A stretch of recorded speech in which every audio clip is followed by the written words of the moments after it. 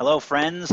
I am about to have what I think is an interesting, real conversation with someone who is not only a good friend of mine, but he's someone that we started our journey in academia, or started as professors together in two totally different fields, and then we've had this kind of mirror-like career path.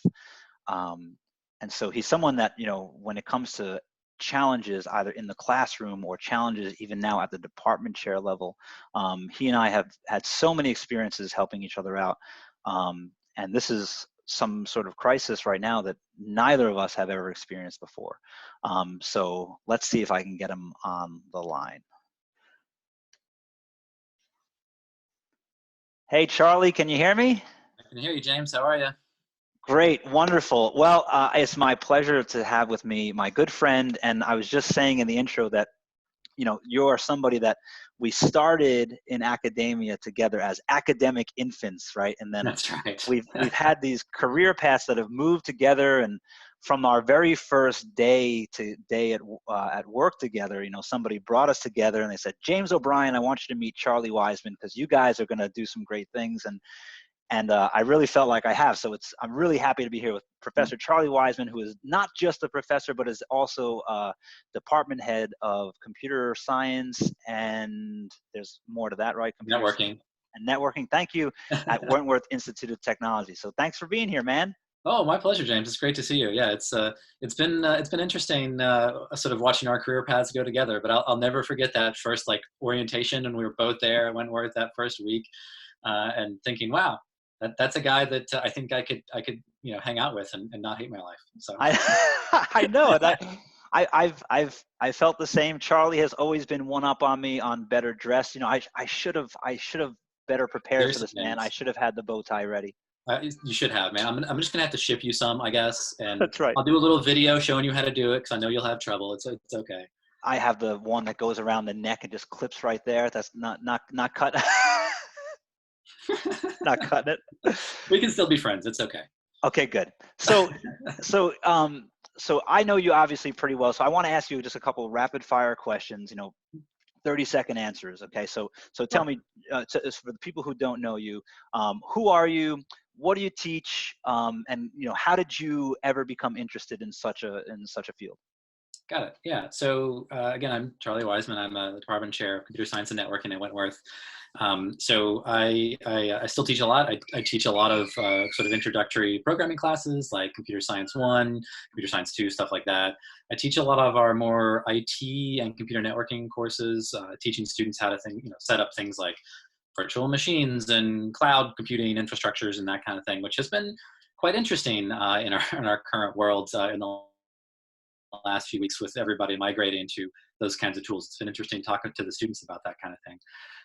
I've been interested in it kind of my whole life. I know you said 30 seconds, but You're when I went fine. to college, I started off in aerospace engineering because building space planes sounds awesome, right? That lasted about 6 weeks before I knew that was not at all what I wanted to do with my life. That Uh, and fast, huh? yeah, right. It was quick. Found my way to math, and then eventually realized that what I actually loved was computer science. And since then, it's sort of been, yeah, exactly. Still have a soft spot in my heart for all of math and mathematics because of that. I was briefly tempted to try to pick up a major in physics along the way as well, because who doesn't want to do that, obviously. Uh, Obviously. but it turns out that getting multiple degrees is actually quite challenging in terms of time.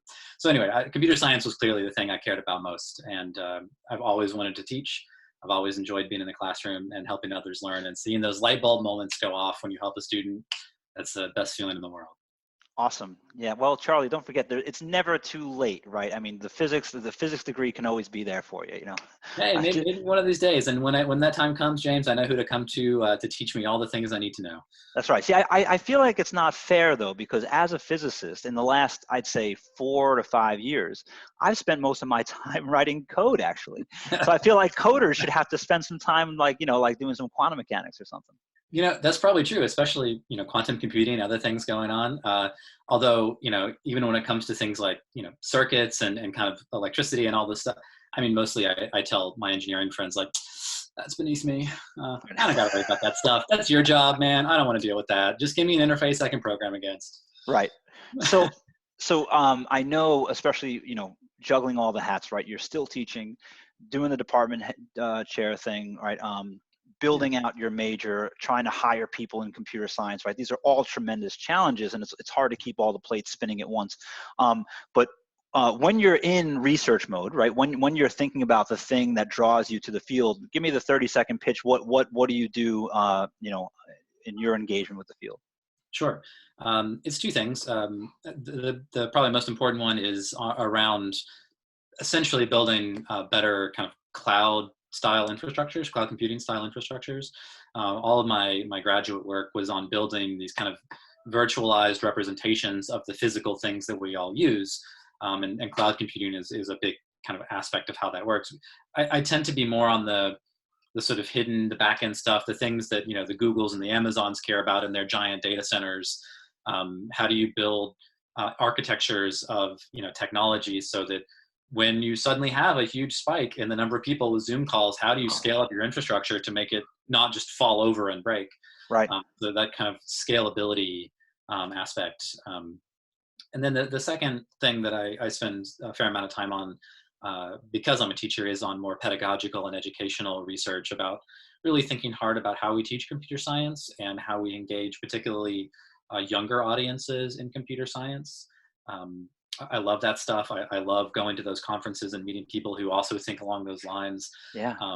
Not just how do I can stand up in front of a class and bang out some code, but like, how do we really engage our learners in a way that is meaningful, that helps them take the next steps to be the computer scientists we want them to be, as early as, elementary school, and of course all the way up through college. That's awesome. And I mean, a lot of those initiatives really are becoming more and more popular.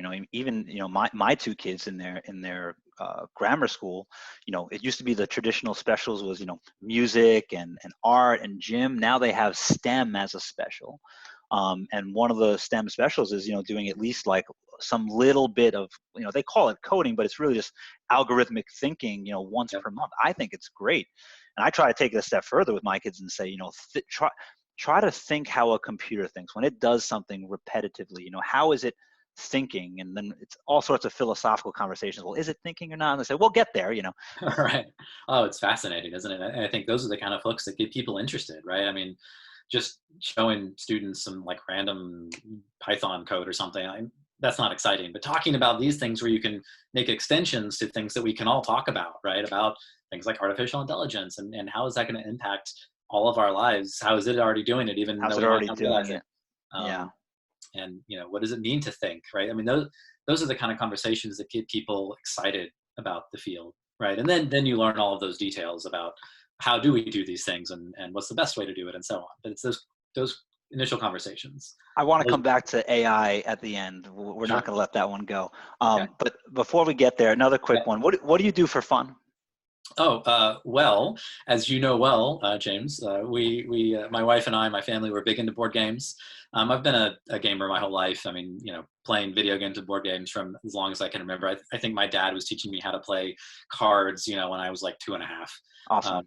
And, it's been ingrained in me forever. And currently, mostly board games. In fact, Eclipse up on the top of the I've shelf seen it. there.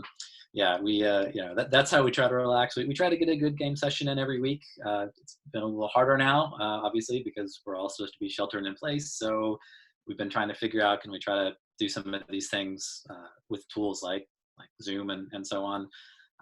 But we'll figure that part out. But yeah, definitely gaming is a big one. Awesome. I would love to have more time to do more video gaming too, but mostly board games these days. As your little one gets bigger, I'm sure that'll come eventually, and then Oh yeah. Yeah, waiting to bust out my old original Nintendo and get him playing Mario. I mean, we're going to start there and build up, I mean. All right, I'm going to go on a side tangent now, which I didn't expect to do. Amazing thing. There's a paper here if you want to explore it with me, okay? Oh, Because okay. I would never expect this. So my kids are 9 and 6, and they're into video games. It's my 9-year-old. It's a she, and my son is a 6-year-old is a he. They like video games. They like playing them. We have a Nintendo Switch, and they love Zelda Breath of the Wild, and they love the Mario whatever it's called. And these are two complicated three-dimensional games, and they sit down and play it. It makes total sense to them. I switch on my old Super Nintendo, and everything is two-dimensional, Oh and yeah. they can't even jump over the first Goomba. Oh really? That's amazing. How is this intuitive? Shouldn't and by the way, you know what they call Yeah. it? They call it flat Mario because it's Oh flat, wow. right? That's So incredible. how can they navigate the 3D world and have such complications with the 2D world? It blows my mind. I would think it would be the other way.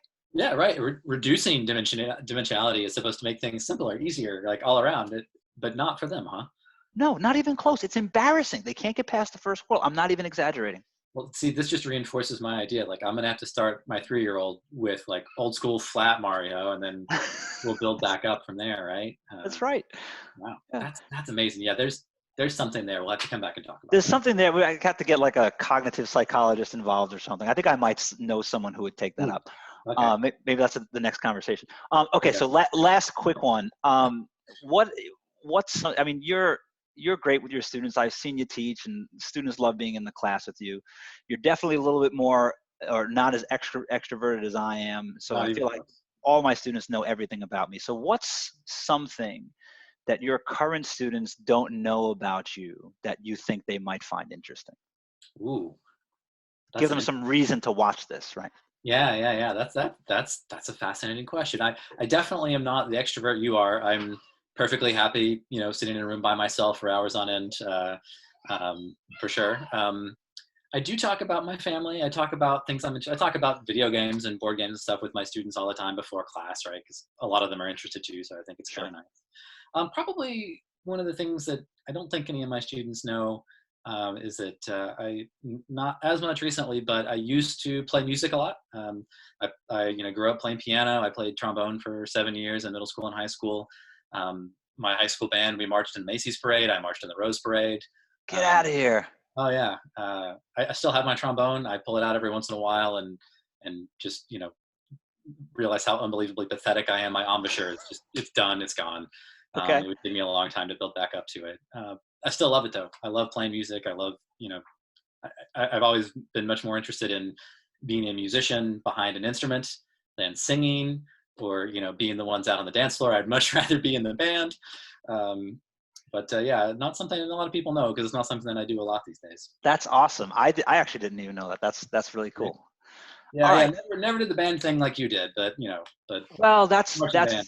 that's just me. Yeah, that's where I come alive, right? Because it's like all the even the classroom, I mean, I'm myself, but you're still very confined. But music is, especially rock music. I mean, like, you can really just let it go, and so that's one place where I feel like, all the internal barriers that you put on yourself, right? All the like the times that you catch yourself about to say something and you don't say it, or you catch yourself ready to do something and you don't do it. I feel like if a guitar is in my hands and like there's a band playing, like the world is mine, and it's Right. just no feeling like it. Yeah. Yeah. Yeah, I get it. I get it. Okay. So I mean, you're and as a department head, in this weird time, there are certain things that become part of our regular routine department meetings, interacting with faculty, just passing down the hall, answering questions here and there, fielding Mhm. questions from students. How do you think that you are handling the transition as chair to this new universe, and how do you think your faculty are responding to your new role like that? That's a great question. It's definitely been a challenge. I think one of the biggest things which you just mentioned is this sort of I'm in my office a lot, and so faculty and students can kind of drop by any time, and they know that if I'm there and my door's open, they can just come right on in. And obviously, there's nothing quite like that now. So that's been a challenge, and I miss those kind of hallway style conversations. Yeah.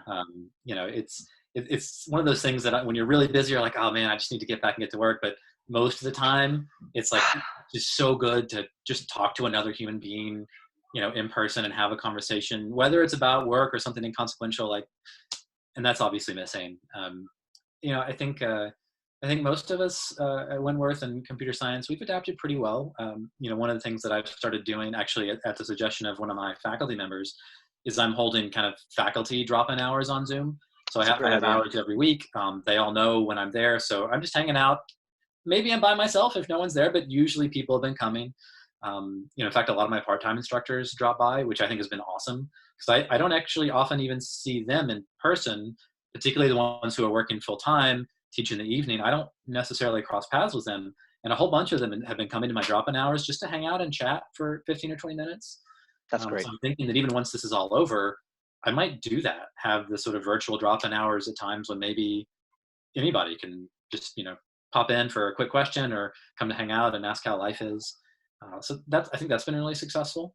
Awesome. Um, Similarly with students, having that sort of open office hours, um, it's a little more challenging because I'm used to students swinging by and talking about their life, right? And just, kind of shooting the breeze. And that's not happening now. Even in my office hours I have for my students, because we're all sort of in this like kind of crazy, just trying to make ends meet mode. We were pretty down to business. Yeah.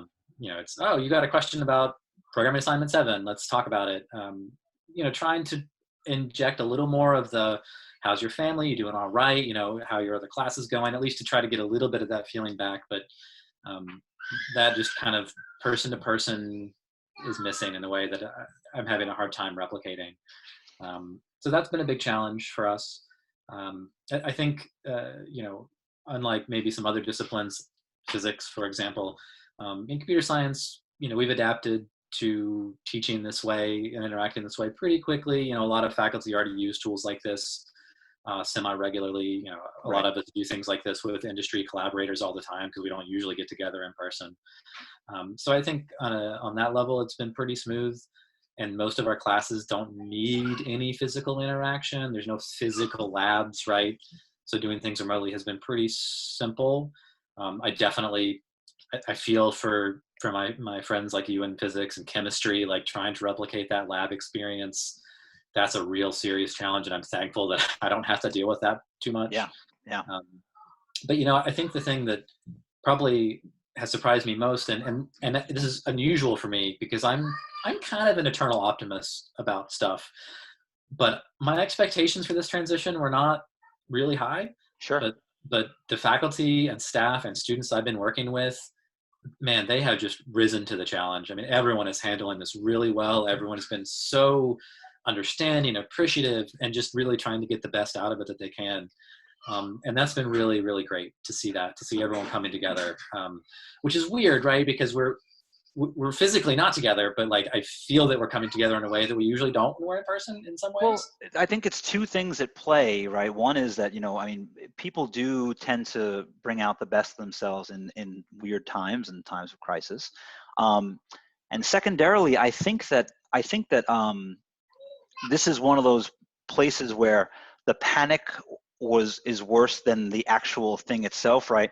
There's so many questions about what is it going to look like on the other side. But these are all smart professors. These are all smart students. These are all, students that are going to be professionals some of them within a couple months, some of them a couple years. These are all smart people. We're all putting our heads together to solve this common problem that, I think that if you did a predictive model, as like you said, optimism might have been shrunk, but I've been hearing across the board that people are actually quite pleased with the way things have come out versus what the panic was, Yeah, I agree. I think it's been interesting to watch that, and I think part of it is that, again, like you said, that panic. We all, it's like, oh my God, it's going to be terrible, and everything's going to blow. But really, it's not. I mean, yeah, there's things that we can't quite replicate. There's things that are not optimal, but we're doing. I think all of us are doing a great job with how we get as close to that experience that we want, but also take advantage of the things that these tools let us do that maybe we can't do so easily in person. As a good example, even in my programming classes, when I'm having help sessions or when they're working on assignments in Zoom, as I think you said you do this, James, you can put students in these like little breakout rooms. Yeah. So when I go to help them, I can guarantee that there's nobody else like listening, which means students who might otherwise be hesitant to ask for help because they might not want to be that student who everyone like, oh, there's that student who's asking that question again.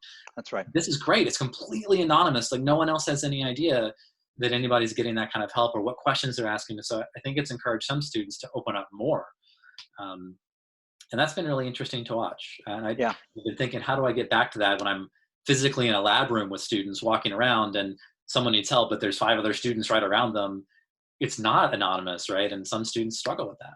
that's So right. No, yeah, I mean, there, I, I feel like I've earned like a micro degree in Zoom, and I'm really happy about it because we just started the classes, and again, I was really worried about like that interaction. So I've been using the breakout rooms, to put students, working together. And the motto I always use in classes, we're going to solve this problem, talk it out, fight it out, and they can do that yep.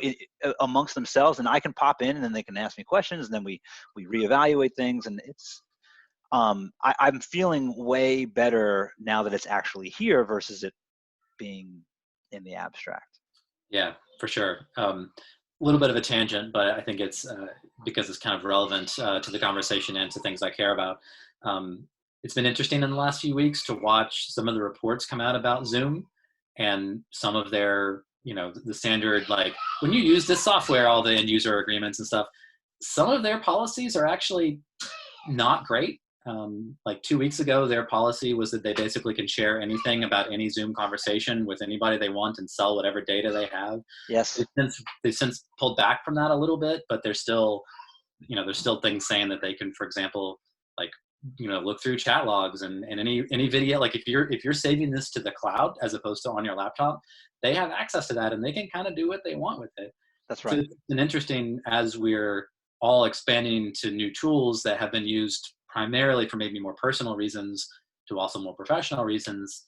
And the spotlight gets kind of put on those companies and their practices around security and privacy. I'm hopeful that at the end of this, that will build stronger user privacy advocacy all around. But Yeah, it's a good point too. Because some colleges have already had the discussion about IP, right? If you're a professor now putting stuff online, and then what program or what are you going to do to get it online? You're going to do it on, like I'm doing YouTube. Some people are using, Blackboard or Brightspace or something, right, Um, but once you make it, does the IP sit with the school or does it sit with the professor? These are all good questions. But then in this exact scenario, there's another third party, right? Does it belong to Zoom or whatever it is that we're using as the licensure software? right, It's yeah, a really interesting question. yeah, it's interesting and probably not optimal for us using it, but hopefully that'll get sorted out. That's that's right. Um, So we the next question I was going to ask you, we kind of already covered. I was going to ask you about, just when the crisis was abstract versus when it's real. What did you anticipate versus what actually happened? But we've covered some of that. So in this weird time, you have your students that you're teaching directly. You have other students that you affect because you're department head, and then there'll be my students and other students, at other colleges watching this. If you had a message to them in this weird time, what's that message that you want to tell them?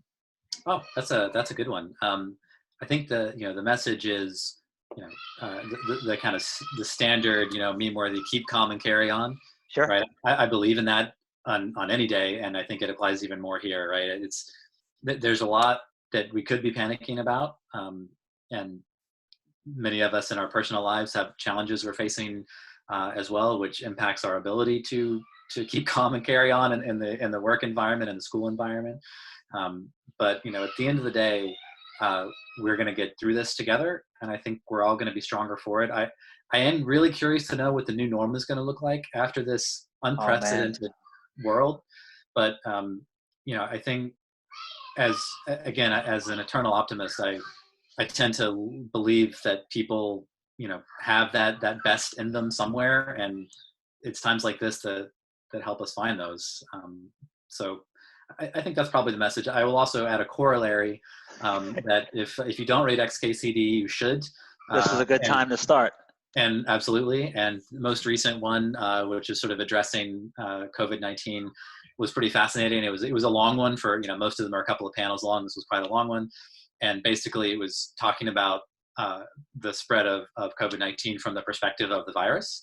And the punchline at the end was, we're not trapped in here with coronavirus. Coronavirus is trapped in here with us now. Right. I mean, it was funny because it's XACD, but it was interesting. I'll have So to check that one out. I have not seen that one yet. yeah, well worth it. I mean, it's a great Awesome. thing to read anyway, but this one in particular. So you as a chair, you have to always, keep things, steer the ship. You have to keep things usually pretty positive for your faculty, right? And so there's Sure. probably some bit of messaging that you've been delivering to them as they're making this transition. And like you said, you're in the advantaged position that in computer science, right, you guys are typically leading the charge here. But if you could send a message to the rest of your faculty colleagues that watch this, what would that message be? I would say, first of all, you guys are doing great. Keep it up, right? I mean, because I really think they've done a great job. Um, on a sort of day to day, it's just keep doing what you're doing. Focus on the things that you care about. Focus on the impact you're making on your students. In academia, for anyone watching this that maybe isn't an academic, we often think about contributions we make in the classroom to research and to our scholarship, and then also contributions we make kind of serving our institute and serving our community, and all of those are still important, but the crucial thing right now is making sure that we're doing the best we can for our students. Yeah. And that's the thing that I think everyone should really be focusing on. And I know there's a lot of concerns with things like academic conferences being canceled or done remotely. What about folks who are expecting to be publishing papers and attending conferences and giving talks? And to my Brett, yep, I heard, and to my colleagues in that boat, like, honestly, those things will still happen, right? Yes. Maybe they'll be delayed, but it's important. But compared to making sure that our students are getting the best experience that we can provide them right now, those things will sort themselves out later. That's Right. right. Yeah, I mean, if the community has to wait an extra 6 months to hear my latest theory on dark matter, who cares? But these students that are with me now, we're only going to be together for another 6 weeks. That's where the energy has to go. That's exactly it. We often in academia juggle all of these things, every day, trying to make contributions in all these areas. And right now, I think we all just have to focus on the most important priorities. And again, everything else will work out. I think I've talked to a lot of folks from academia and industry all around that are stressed out about this environment. Maybe working from home is easy for some folks and harder for others, but at the end of the day, I think most of us feel that we're not as productive as we normally are. Right. For whatever reason that might be. Maybe it's because your job really requires a lot of physical interaction. Maybe it's personal challenges at home or whatever. And I know a lot of folks are stressed out and worried about, well, what does this mean for my future right now? And we just got to focus on what's most important and not worry about the stuff that we can't deal with right now. I know I've talked to some faculty who feel that like the world is kind of crushing them around Yes. them right now, and just take those things that are not impacting our students. Let's let them go for now. Right. You know, Yep. I don't. It's not that those things aren't important, because they are, but we have we're basically dealing with a crisis in short order. I think the other thing that is useful to share, as academics, I think we are quite privileged in some ways in this environment, because we can deliver our classes remotely. We can do most of what we have to do remotely. And I think it's easy to lose sight of the fact that there's a lot of people out there who are losing their jobs, who can't work, who are dealing with very difficult financial challenges. Absolutely. That I'm happy to say that I don't have to worry about that, and I'm very lucky to be in that boat. And so I think it's also a time to just put things into perspective, right? If you're fortunate enough not to be in a place where that's a worry, that's great. And maybe our worries and concerns about getting that paper published on time or whatever, they're just not at the level of things to be that concerned about. So Yeah, it's not as I've been trying to reflect on that personally. That those things that I took for granted, even like little things like just driving to the grocery store, mhm. and the grocery store having the things that you're looking for, right? We so much think of it as a chore, but then when it goes away, it's like, oh my gosh, it's this necessity. Like, how important is this thing that I typically scoff at? Yeah. Versus, like dedicating so much brain power to, oh my God, I got to get this thing. I'd given myself an artificial deadline for a certain paper of April 1st. And I've been so hard on myself that I didn't hit that deadline. It'll still get out. Yeah. But in the grand scheme of things, it's like, oh, well, I still need to live. I still need to, there's so many other things that are more important Yeah. in the local sense, so I think that's really good advice. You said something earlier too that, Yeah. again, about appreciating, or taking all this in for best you can. One of the things that I think has worked for me has been these virtual office hours. I'm thinking about adopting these even when we do go back to new normal, because while I'm in my office, there's plenty of times that students don't come. And so usually I'm just like sitting there or getting some work done, but you're never getting a lot done because you're anticipating people will come. Yeah. But there's plenty of students that maybe they only have a half an hour in between classes, and maybe they're going back home to going back to their dorm to get a book or something.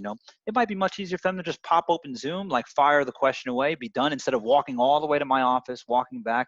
So why not have it on both ways when you're there on the other side? I couldn't agree more. I think that's a great idea, and I think it's one that I think a lot of folks will probably adopt, because a lot of education is about access, right? It's about access to the tools and the people you need to get the education you want, and a tool like this, as you just described, increases that level of access, right? Um, Absolutely. yeah, there's challenges that come along with that, obviously, but I mean, why not, right? If that gives us a chance to make stronger connections with others, students or whoever, in a way that meets them where they are and what they want. We have at Wentworth, we have a lot of students, typically juniors and seniors, who are already working part-time, because we have a co-op program, so a lot of them, after their co-op, they end up working part-time somewhere where they've done a co-op. Right. They stay on. Yeah. Right. And so we have a lot of students who, are on campus when we're doing face-to-face stuff. They're on campus for their classes and they're gone because they're working as much as they can to make a little extra money to get that experience, to pay their way through college. And it's difficult for them to make office hours, right? Right. Because their schedule is usually pretty set. And even other non-traditional learners, folks who are coming back after being out of school for a long time, or who, Absolutely. who never went to college and are thinking about going back, they often have families, and, Right. they can't really dedicate a trip to campus just to see me for 10 minutes. Right. But having something like this, right, they can do it at home, anytime, fire up, boom, done, save us all of that driving back and forth time. Oh, it's great. So yeah, I'm with you there. All right. So not students, not faculty, right? What's Yeah. your optimistic message for humanity in this?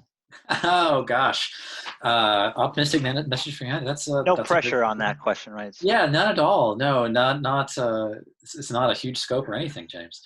I think for all of humanity, this is definitely a time of unprecedented worry, concern, of change. Right, change is everywhere all the time, but this is going to be big changes, and I think particularly for folks like you and me, James. I mean, we've never been through anything like this, where there's this just amazing worldwide interest in what's happening.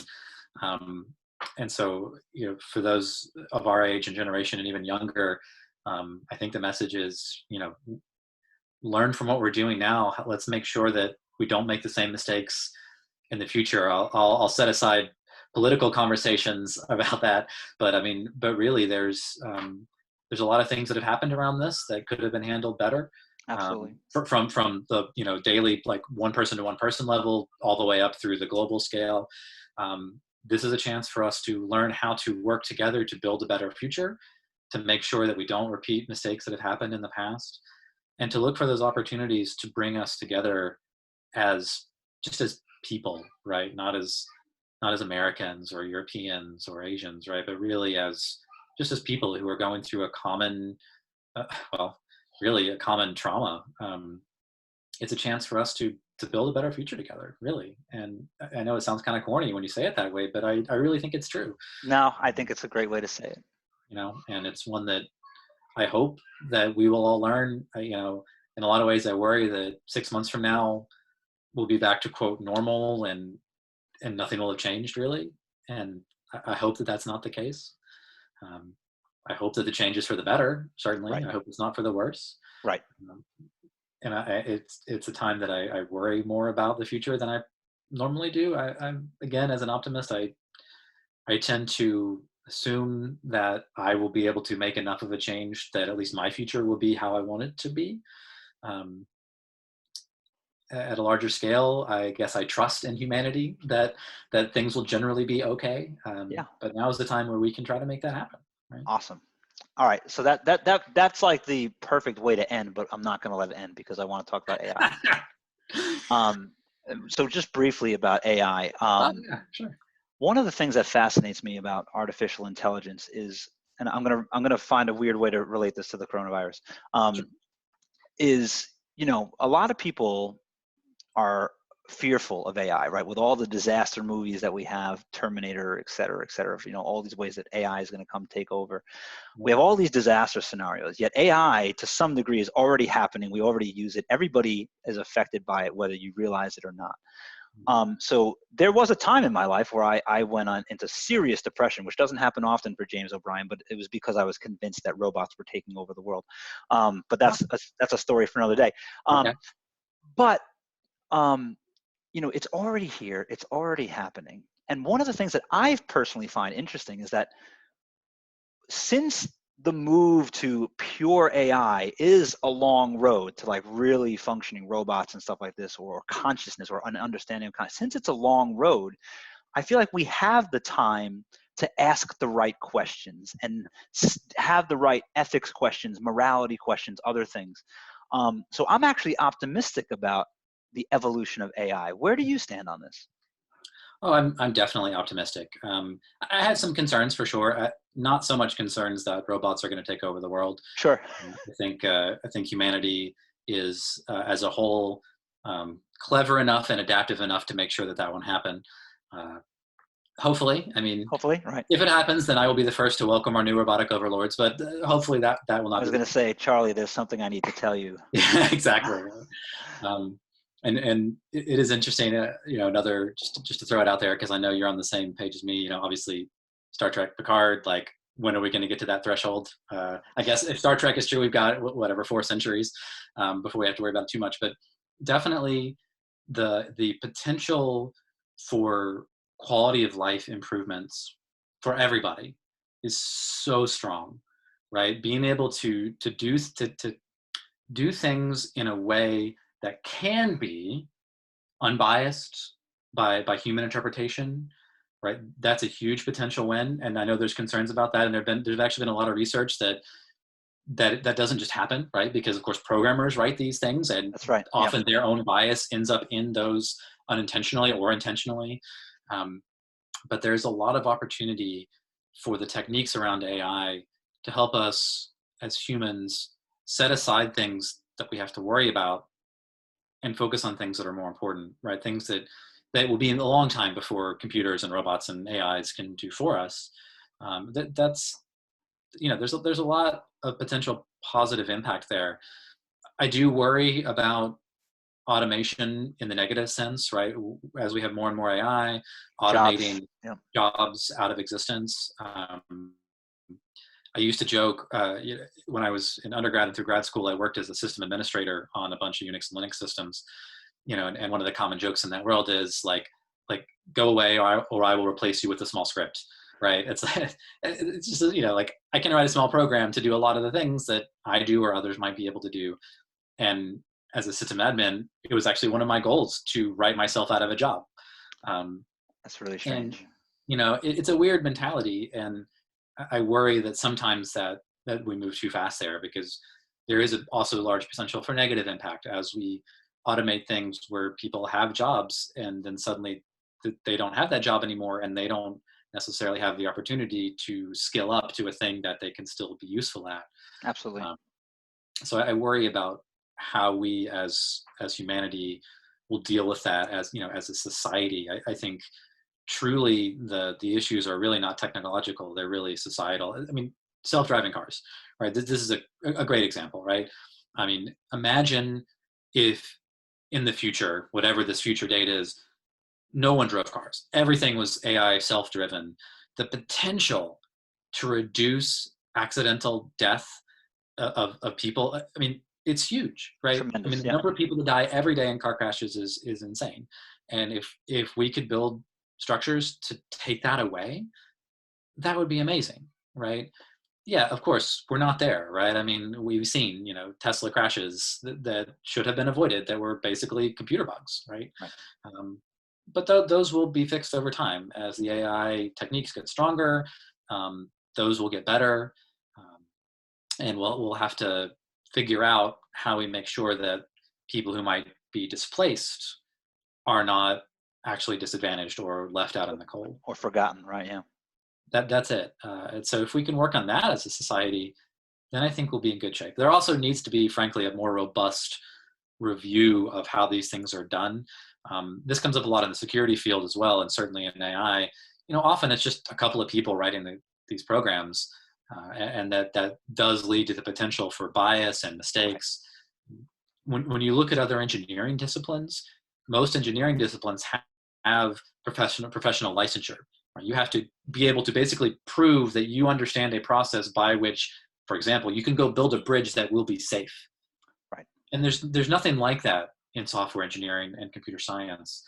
Yeah, we work together, we work in teams, we do code reviews, but there's not quite that same level of built-in rigor and process that we think about when we think about building bridges and buildings. Right. And I think that's going to have to change in the future. Interesting point. So if you, for people that might watch this, for you as someone in the field, right? Um, is there a piece of sci-fi that you can think of off the top of your head that instead of being the doom and gloom, Mm. Terminator type scenario, that puts an interesting, puts this into a perspective that like, oh yeah, we should think about that. It could be positive or negative, but it's something that's like there that we should think about. Because the one that comes to my head is, I don't know if you watch this show Westworld. Mm. Actually, Um, I don't, but it's on my list. You should. I mean, this Yeah, show has I've made heard. me think. I mean, there's obviously some. It's not a show for everybody because there is some blood and violence and all this other stuff. But uh, from a intellectual standpoint, the show is all about consciousness of AI, but also the Mhm. psychological part that if we had it, should we use it, and how could we use it, and what does that mean? And so to me, it's one that it's not 100 years in the future. This is like putting us maybe like 20 to 50 years in the future. And so asking those questions and having those conversations now, I think it's a great example. So when you think of this sort of thing, if you had whether it's a show or a book, what's one that comes to your head that you're like, this is one that everybody should have under their belt? That's a great question. I have two answers. One is the more far future, Star Trek, Commander Data, right? I mean, the epitome of a robot, and I know it's all fiction, in a very very specific kind of future that we are probably not building towards. But you think about the stories around him and the show, how he behaves and how he acts in this obviously very sort of fixed way, but what that enabled him to do that other people can't do. Right.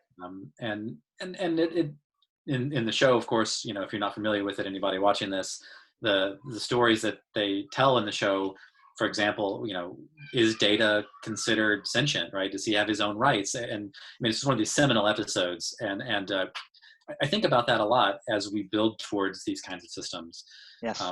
The other one that comes to mind readily is a classic, which is Asimov's I, Robot Of series. course. Yeah. I actually recently had occasion to go back and reread a whole bunch of Asimov, and I, Robot is a really interesting novel because it's really a series of short novellas about different incidents along the kind of evolution of robotics, and it's really worth anybody's time to read. A lot of it is just kind of problem solving. Like the protagonists get thrown into the situation where a robot is doing something weird and they can't figure out why, and they're trying to apply these 3 laws of robotics, which is really the thing everyone should know about.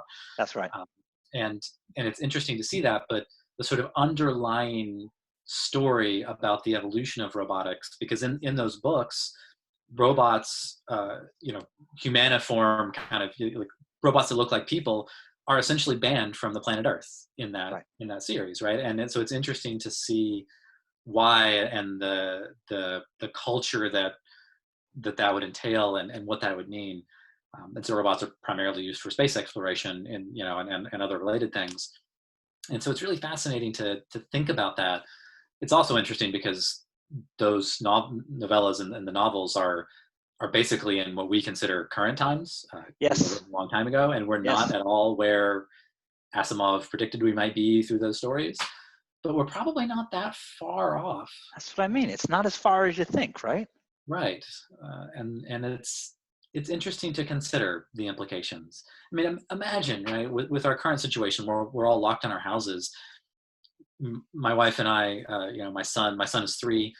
There's a Chinese restaurant in our town just down the block. His favorite shrimp in the world is their crispy sesame shrimp. All right. Well, why And so not? well, it's because it's delicious. And he Yeah. wants, we've been resisting getting takeout, right? Because we don't really want to go into it. Like, and I feel bad because I want to support this restaurant that we love. So we went the other day, and even this one kind of moment of, interacting with a human where I had to set my credit card on a table and they walked over and picked it up. And sure, it's totally fine, but just this moment inside of like, should I be doing this, right? Because of Right. where we are. Imagine if we had robots, even probably, 15, 20 years from now, they could have gone and picked that up and delivered it to me. No human necessary. That's right. Yep. And a lot of our kind of concerns could have been solved quite easily. As I say, think about all the So yeah, it businesses would be that can fascinating. stay open, the Right. the social distancing that you can still obey. That's right. The potential there is really huge. So we'll see where things end up. I could easily imagine a world where this crisis leads to accelerated development of those kinds of technologies. Right. Hopefully it'll be done safely, responsibly, ethically, but it could easily happen. Awesome. All right. That's a great place to end. Charlie, thank you so much for taking the time. I hope you share this with your students and your fellow faculty. And, we'll have to have a virtual lunch sometime soon, because that's the cool new thing to do. Absolutely. Absolutely. James, thanks for the invite. It's been a pleasure. It's always great to hang out with you. We could do this all the time. Awesome. For sure. And Awesome. yes, James, thank you. Cheers. Right. Cheers. Nothing like tea, right? That's Yep. right. Cheers. Have a great day, Charlie. Thank you. Stay safe out there.